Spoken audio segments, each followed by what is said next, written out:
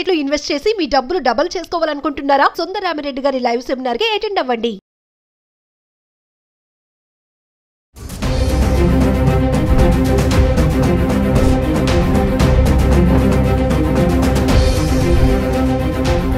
నమస్తే, welcome back to Suman TV. మనం కొత్త బంగారాన్ని ఏమన్నా కొంటున్నామంటే దానిపైన 3% జిఎస్టీ అనేది చెల్లించడం జరుగుతుంది. అది 22 క్యారెట్స్ అయినా 24 క్యారెట్స్ అయినా వర్తిస్తుంది. అయితే ఇప్పుడు ఇక్కడ పాయింట్ ఏంటంటే, పాత బంగారాన్ని అమ్మితే మనం జిఎస్టీ అసలు కట్టాలా వద్దా, అవసరం ఉందా లేదా, మరి దీనిపై మనతో సంవత్సరం అందించడానికి మనతో పాటు ఉన్నారు అనలిస్ట్ మందర కృష్ణారెడ్డి గారు. నమస్తే సార్. నమస్తే అమ్మ. సార్, నేను అన్నట్టుగా అంటే గోల్డ్ వీడియోస్ మనం మాట్లాడుకుంటున్నాం. ఈరోజు పాయింట్ ఏంటంటే, జిఎస్టీ పరంగా చూసుకుంటే ఆల్రెడీ 3% జిఎస్టీ కట్టాలి, మేకింగ్ ఛార్జెస్ పైన 5% ఉంది. ఇప్పుడు మనం పాత బంగారాన్ని అమ్మితే మరి జిఎస్టీ కట్టాల్సిన అవసరం ఉంది అంటారా? మంచి ప్రశ్న ఇది. వాస్తవంగా కొత్తగా జిఎస్టీలో మార్పులు వచ్చాయి కాబట్టి అసలు గోల్డ్కు జిఎస్టీ ఉందా లేదా అనేది మొట్టమొదటి ప్రశ్న. గోల్డ్కు జిఎస్టీ ఉంది. అది 24 క్యారెట్స్ అయినా 22 క్యారెట్స్ అయినా గోల్డ్ వరకు ఎంత ఉంటుందో ఆ గోల్డ్కు మాత్రం కంపల్సరీగా రేటు వర్తిస్తుంది, 3% వర్తిస్తుంది. కానీ మేకింగ్ ఛార్జెస్ కూడా దాంట్లో వేసి దాని మీద 3% వేయడానికి లేదు. ఎందుకంటే మేకింగ్ ఛార్జెస్కు 5% ఉంది. కాబట్టి ఏం చేస్తారంటే గోల్డ్ వరకు 3% వేసి మేకింగ్ ఛార్జెస్కు 5% వేస్తారు. కానీ మొత్తానికి 5% వేసేవాళ్ళు కూడా కొంతమంది ఉన్నారు. వాళ్ళు జాగ్రత్త పడాలి. కొనుక్కునే వాళ్ళు మనకు జిఎస్టీ ఎంత పడుతుంది, 3% పడితే ఓకే, మేకింగ్ ఛార్జెస్ మీద 5% ఓకే. మేకింగ్ ఛార్జెస్ అంటే తక్కువ ఉంటాయి, గోల్డ్ చాలా ఎక్కువ ఉంటుంది. కాబట్టి ఆ మేకింగ్ ఛార్జెస్ మీద 5% అనేది కూడా చాలా నామినల్గా ఉంటుంది, పెద్దగా ఆలోచించాల్సిన అవసరం లేదు. ఇది మామూలుగా గోల్డ్ లేదా గోల్డ్ ఆభరణాలు మనం కొనుక్కునేటప్పుడు జరిగే విషయం. కానీ చాలామంది తమ దగ్గర ఉన్నటువంటి పాత ఆభరణాలు అమ్మాలనుకుంటారు. సహజంగా మహిళలు ఏంటంటే కొంతమంది సేల్ చేసి అవసరాల కొద్దిగా సేల్ చేస్తుంటారు, లేక తీసుకొని దాన్ని కొత్త బంగారం కొనుక్కొని దాన్ని మార్చుకోవడానికి కూడా చాలామంది అనుకుంటారు. అంటే ఎక్స్చేంజ్ చేసుకోవడం. ఇది నేను ఇచ్చేస్తాను, దాని బదులు మీరు బంగారం కొత్తది ఇచ్చేసి దాని ప్రకారం మాకు కొత్త ఆభరణాలు ఇవ్వమని అడుగుతారు. ఏదైనా అమ్మకం కింద లెక్క కదా. మీరు ఎక్స్చేంజ్ చేసినా ఇది ఇట్లా ఇచ్చేసి తీసుకుంటే, పాతకాలంలో నేను నీకు బస్తాకు సంబంధించినటువంటి ధాన్యం ఇస్తాను, నాకు ఏదైనా వేరే ఇవ్వమని చెప్పి అడిగేటువంటి పరిస్థితి వాళ్ళకి కాదు. ఏదైనా రూపాయలతో సంబంధించిన విషయమే. విక్రయం అనేది కంపల్సరీగా ఉంటుంది. కాబట్టి మీరు ఏ రూపంలో ఇచ్చినా బంగారాన్ని అతనికి ఇచ్చినప్పుడు మీరు అమ్మినట్టే లెక్క అవుతుంది. అతను మళ్ళీ మీకు కొత్తగా ఇచ్చేటువంటి బంగారం ఏదో కొన్నట్టుగానే ఉంటుంది. ఇక్కడ ఒక పెద్ద విషయం ఏంటంటే, జ్ఞాపకం పెట్టుకోవాల్సింది, మనం ఎప్పుడైతే ఇస్తున్నామో గోల్డ్ మర్చెంట్కి మనం అమ్ముతున్నామో అది జిఎస్టీ పట్టడానికి అవకాశం లేదు, కట్టాల్సిన అవసరం రూపాయి కట్టాల్సిన అక్కర్లేదు. కానీ ఆ గోల్డ్ మర్చెంటు తను తీసుకొని రిజిస్టర్డ్ గోల్డ్ మర్చెంట్ అంటే జిఎస్టీ కడుతున్నటువంటి గోల్డ్ మర్చెంట్ ఎవరుతున్నారో వాళ్ళు వేరే వాళ్ళకి అమ్మినట్టయితే వాళ్ళు మాత్రం దాని మీద 3% జిఎస్టీ పే చేయాల్సిన పరిస్థితి ఏర్పడుతుంది. అంటే చాలామంది ఇక్కడ మనకు ఊళ్ళల్లో కౌన్సిల్ వాళ్ళు ఉంటారు, కౌన్సిల్ వాళ్ళు పని చేసే వాళ్ళు ఉంటారు, బంగారు పని చేసే వాళ్ళు ఉంటారు. ఇక్కడ హైదరాబాద్లో కూడా ఉంటారు, రకరకాల చోట్ల పెట్టుకుంటారు, చిన్న చిన్న షాపులు పెట్టుకుంటారు. వాళ్ళకి జిఎస్టీ ఉండదు. వాళ్ళు ఏమైనా మనం ఏదైనా బంగారం ఇచ్చేసి ఏదైనా ఉంగరం తయారు చేయమన్నా లేకపోతే నగదు తయారు చేయమన్నా అది చేసిస్తారు. వాళ్ళు ఏమైనా అన్నీ కలుపుకొని నాకు ఇంత ఇచ్చేయండి అని అడుగుతారు. జిఎస్టీ ఇట్లా ఏమి ఉండదు. మామూలు మనం బంగారం ఇస్తాం, వాడు నగ తయారు చేసి ఇస్తాడు. ఇచ్చినప్పుడు నాకు ఎంత ఇవ్వండి, దానికి నేను చేసినందుకు పని చేసినందుకు మేకింగ్ ఛార్జెస్ కింద నాకు ఎంత ఇవ్వమని అడుగుతాడు. జిఎస్టీకి ఇట్లా ఏమి ఉండదు. అలాంటి వాడికి మీరు ఏది అమ్మినా కూడా జిఎస్టీ ఉండదు. అలాంటి వాడి దగ్గర మీరు ఏది కొనుక్కున్నా జిఎస్టీ ఉండదు.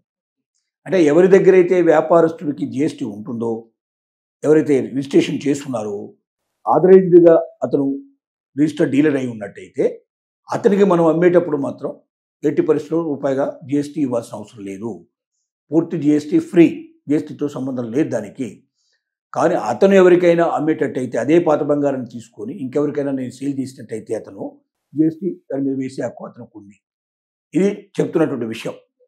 సో బంగారం దగ్గర చాలా జాగ్రత్తగా ఉండాల్సిన అవసరం ఉంది. ఎందుకంటే మహిళలు సారంగా మోసపోవడం చాలా జరుగుతుంది. దీని లోపల మేకింగ్ ఛార్జెస్ అంటే ఏమిటి, 22 క్యారెట్లు అంటే ఏమిటి, 24 క్యారెట్లు ఏమిటి, వీటి గురించి పూర్తిగా అవగాహన ఉండాలి. ఎందుకంటే 24 క్యారెట్స్ అనేది ప్యూర్ బంగారం. దానికి ఎప్పుడు రేటు దానికి దీనికి మధ్యలో ఒక 10% డిఫరెన్స్ ఉండే పాసిబిలిటీస్ ఎప్పుడైనా ఉంటాయి. 22 క్యారెట్స్ అంటే ఏదైనా ఆభరణం తయారు చేసుకున్న దానికి 22 అంటాయి. ఎందుకు 22 అయిందంటే దాంట్లోంచి మొత్తం ఎక్కువగా బంగారంతో పాటుగా కొంత రాగి ఇంకా కొన్ని ఏవైనా కలపడానికి అవకాశాలు ఉంటాయి.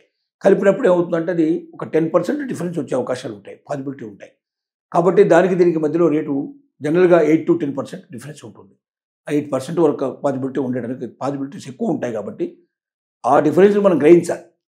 కాబట్టి బంగారం కొనేవాళ్ళు పూర్తిగా అవగాహన ఉండేటువంటి వాళ్ళు వెళ్ళి బంగారం కొనాలి తప్ప కొత్త వాళ్ళు వెళ్ళి బంగారం ఏదో మామూలు వస్తువులు కొనుక్కున్నట్టుగా వెళ్ళి ఏదో ఒక సబ్బు టూత్పేస్ట్ కొనుక్కున్నట్టుగా బంగారం కొనకూడదు. అవగాహన కావాలి. తూకం కరెక్ట్ ఎట్లా ఉంటుంది, రెండోది హాల్ మార్కా కాదని చెక్ చేసుకోవాలి మనం. తర్వాత తూకం వేసుకోవడంలో మీకు ధర్మకాంట అంటారు, అంటే అతను వేసింది కరెక్టా కాదని తెలుసుకోవడానికి ఆ ఏరియాలో ఎక్కడైనా సరే మీకు మామూలుగా ఒక తూకం వేసేటువంటి వేరే ప్లేస్లు కూడా ఉంటాయి. అక్కడికి వెళ్ళి మనం తూకం వేసుకోవాలి. వేసుకుంటే కరెక్ట్గా వాళ్ళు ఏంటంటే మరి పర్ఫెక్ట్గా ఉండాలి అని చెప్తారు వాళ్ళు. అలాంటివన్నీ కూడా మనం జాగ్రత్త పడాలి.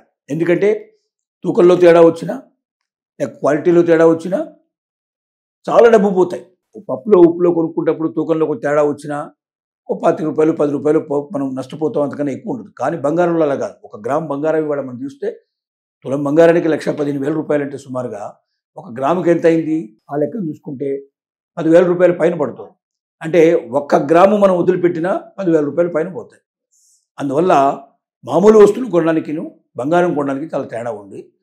నైపుణ్యం సంపాదించుకొని మీరైనా ఇతరుల నుంచి పూర్తిగా నేర్చుకున్నాకన్నా వెళ్ళండి, లేకపోతే నైపుణ్యం తెలిసిన వాళ్ళన్నా మీ వెంట తీసుకెళ్ళండి. కానీ ఏమీ తెలియకుండా బంగారం కొట్టుకెళ్ళిపోయి మామూలుగా పచారీ కొట్లోనో సూపర్ బజార్లోనో వస్తువులు కొన్నట్టుగా కొంటామని మాత్రం అనుకుంటే మోసపోయే అవకాశం, నష్టపోయే అవకాశం వేలల్లో లక్షల్లో ఉంటుంది. కాబట్టి జాగ్రత్త పడమని మనవి చేస్తున్నాం. సార్ ఫైనల్ ఒక విషయం సార్, మహిళలకు చెప్పండి మాట ఏంటంటే, ఇప్పుడు బంగారం రేట్ బాగా పెరిగింది కదా, మా ఇంట్లో పాత బంగారం ఉంది, నాకు కొత్త డిజైన్ కావాలని చెప్పేసి దాన్ని ఎక్కువ వాడకపోయినా దాన్ని తీసుకెళ్ళి కొత్త నగ తీసుకుందామని ఎక్స్చేంజ్ చేస్తూ ఉంటారు. అది ఎంతవరకు కరెక్ట్ అంటారు అసలు? మరి పాత నగల్ని కొత్తగా ఎక్స్చేంజ్ చేసుకున్నప్పుడల్లా ఇలాగ ఒక్కసారి 10 సార్లు చేస్తే దాని రేట్ దాకా 50% పడిపోతుంది.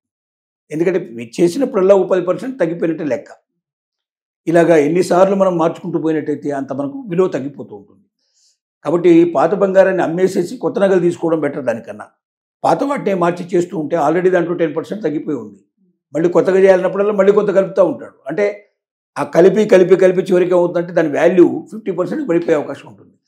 అంటే మనం బంగారు నగలు కాకుండా మనం రాగి నగలు వాడినట్టుగా లెక్కేసే పరిస్థితి ఏర్పడుతుంది.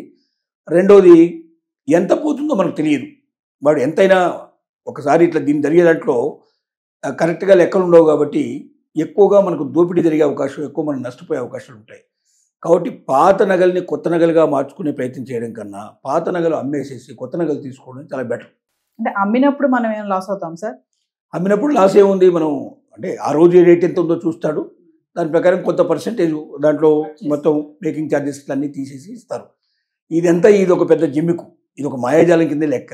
జాగ్రత్తగా దీని గురించి పూర్తి అవగాహన పెంచుకొని మేకింగ్ ఛార్జెస్ ఎంత అవుతున్నాయి, దాంట్లో అసలు ఎంతవరకు కలిసి ఉంది, ఎంత ఒరిజినల్ నగ ఉంది, దాంట్లో ఒరిజినల్ బంగారం ఎంత ఉందో అనేది కూడా చెక్ చేసుకునేందుకు అవకాశం ఉంటుంది. ఇప్పుడు ఈ చిన్న మిషన్స్ వచ్చాయి, యంత్రాలకి బంగారం చెక్ చేయడానికి కూడా చిన్న మిషన్స్, హ్యాండీకి సంబంధించినటువంటి మిషన్స్ వచ్చాయి.